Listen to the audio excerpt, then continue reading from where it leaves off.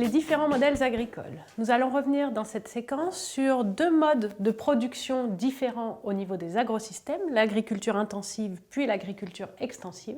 Et enfin, nous parlerons aussi de l'agriculture vivrière qui, elle, se distingue plus par la destination des produits qui sont obtenus au niveau de l'agrosystème. L'agriculture intensive, c'est l'agriculture la plus fréquente en France et dans les pays développés. C'est l'agriculture qui recherche de forts rendements. Elle s'est particulièrement améliorée au cours du XXe siècle grâce à la mécanisation et au développement des intrants, tous ces produits chimiques de synthèse, qui sont utilisés par les agriculteurs dans le but d'obtenir le plus possible de matière, végétale ou animale.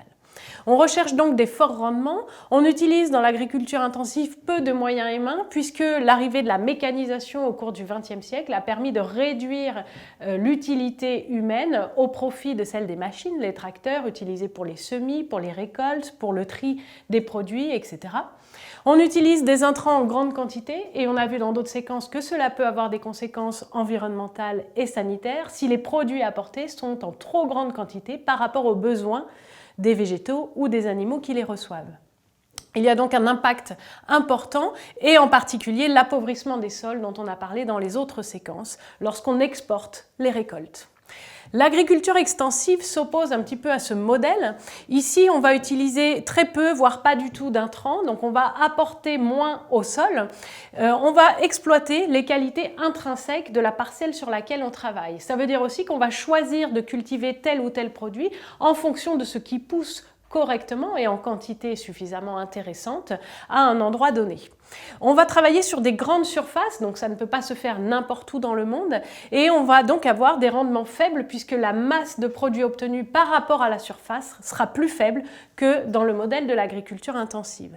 Les moyens humains pourront être plus importants et surtout ce qui est important, c'est que comme on utilise peu d'intrants et qu'on ne surexploite pas les sols, eh bien l'impact environnemental, notamment l'appauvrissement des sols, est plus limité lorsqu'on réalise de l'agriculture extensive.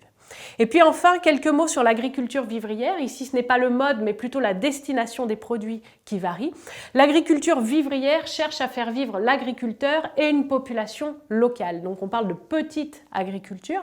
Il n'y a pas d'exploitation à grande échelle, notamment les produits obtenus ne sont pas vendus à l'industrie agroalimentaire pour transformation et revente à l'autre bout du pays ou du monde.